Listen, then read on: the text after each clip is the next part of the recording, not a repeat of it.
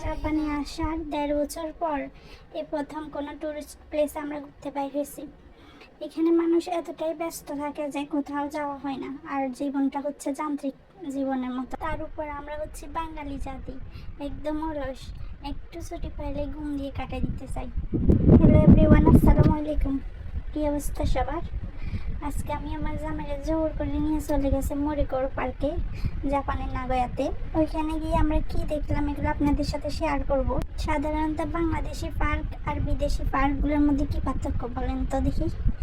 এখানে আমরা হাঁটতেছিলাম পরে এই যে এই জায়গাটা অনেক সুন্দর ছিল, অনেক বড় এরিয়া ছিল। তো হাঁটতেছিলাম, এখান দিয়ে দেখতেছি একটা লোক ডাকতেছিল, তো আমরা ওখানে যাবো। এবার এখানে দেখতেছি কিউট কিউট দুটো আইসক্রিমওয়ালা দাঁড়াই আছে, অনেক কিউট। এগুলা দেখে আমি ওদের সাথে ছবি তোলার জন্য দাঁড়াই গেছি। এদিকে ফিরে দেখি একটা লোক সবাই অনেকক্ষণ ধরে ডাকতেছে। তো আমরা ডাক শুনে আমরাও গেলাম কি জন্য ডাকতেছে। তো গিয়ে দেখি ভিতরে শপিং মলের মতো একটা কিছু জানি। এবার ভেতরে গেলাম, যাওয়ার পর আমার জামাই এখানে সবগুলো মাইয়া মানুষ দেখি বলে যে বাইর হও বাইর হও। আমি বলি যে না, আসছি যেহেতু একটু দেখিয়ে যাই। না, ও বলে যে না না চলো চলো। এরকম মহিলা মানুষের ভিতরেও থাকতে চাইতেছে না, তবুও আমি জোর করে থেকে যাইয়া এগুলো সবগুলো দেখতেছিলাম কি আছে না আছে। এদিকে সবগুলো টাওয়াল, তেমন কিছুই ছিল না, তবুও এত ভিড় কেন জানি না, অনেক ভিড় ছিল। ও বের হয়ে যাওয়ার জন্য কিরকম অস্থির হয়ে গেছে, আর আমি খালি ঘুরে ঘুরে হাঁটি হাঁটি সব দেখতেছিলাম এখানে কি আছে না আছে। আমার কাছে না কেমন জানি দোকানগুলোতে ঘুরতে অনেক ভালো লাগে। তো এদিকে ছোটোখাটো অনেক জিনিস দেখতেছিলাম, কিন্তু নেওয়ার মতো না কিছু খুঁজে পাচ্ছিলাম না। আর জাপানের জিনিসপত্রের দাম সব সময় অনেক বেশি বেশি থাকে। তো এটা হচ্ছে যে কি আপনার কাউন্টার, যেখানে মানুষ জিনিস নিয়ে আসে, সবাই অনেক জিনিস নিচ্ছিল, কিন্তু আমি নেওয়ার মতো কিছু খুঁজে পাচ্ছিলাম না। শুধু দেখতেছিলাম আর ওদেরকে দেখতেছিলাম। আমার কাছে ওদেরকে দেখতে অনেক ভালো লাগে। আর এখান দিয়ে আমার জামাই আমারে বলতেছে তুমি কিছু নিলে নাও, না হলে বাইর হয়ে যাবো। আমি তো বাইর হবো না। আর এখান দিয়ে হঠাৎ করে উপরের দিকে তাকাই দেখি কি সুন্দর করে সাজাচ্ছে, ডেকোরেশনটা অনেক সুন্দর ছিল ওদের। হ্যাঁ, তবুও আমি ঘুরতেছি, কিছু নিতেছি না, তবুও ঘুরে ঘুরে দেখতেছি। দেখতেও একটা সুন্দর লাগতেছে। পরে দিয়ে ঘুরতে দেখি অনেক মানুষ ভিড়। তারপরে এখানে উপরের ডেকোরেশন এগুলো আমার কাছে অনেক সুন্দর লাগতেছে, ভালো লাগতেছিল। আর এদিকে আমার জামাই তো একদম বিরক্ত হয়ে গেছে। এবার ভাবতেছিলাম না বাইর হয়ে যাবো, বেশি বিরক্ত হয়ে গেছে। ফাইনালি আমরা এখান থেকে বাইর হয়ে গেলাম।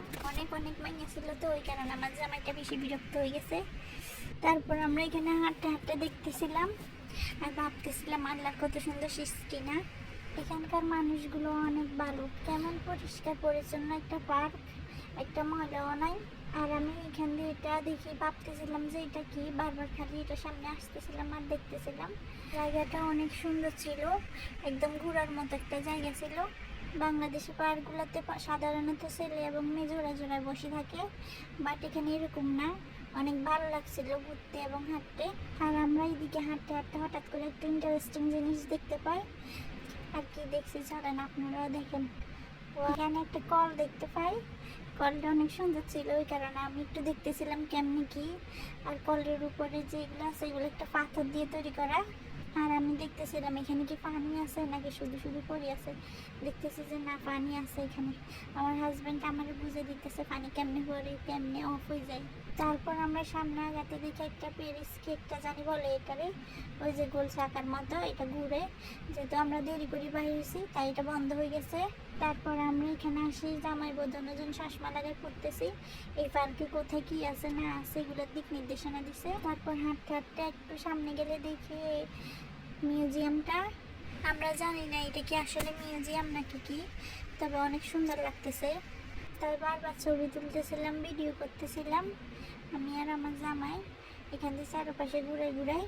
আজকে অনেক দিন পরে বাইরে, আমাদের কাছে তো অনেক ভালো লাগছে, জায়গাটাও অনেক ভালো লাগছে। আপনাদের কাছে কেমন লাগছে অবশ্যই জানাবেন। আর আমার ভিডিওগুলো কেমন হয় অবশ্যই বলবেন। আর লাইক কমেন্ট শেয়ার দিতে অবশ্যই বলবেন না। প্লিজ আমার ছোট্ট এই পেজটাকে সবাই সাপোর্ট করবেন। আল্লাহ হাফেজ, আসসালামু আলাইকুম, বাই বাই।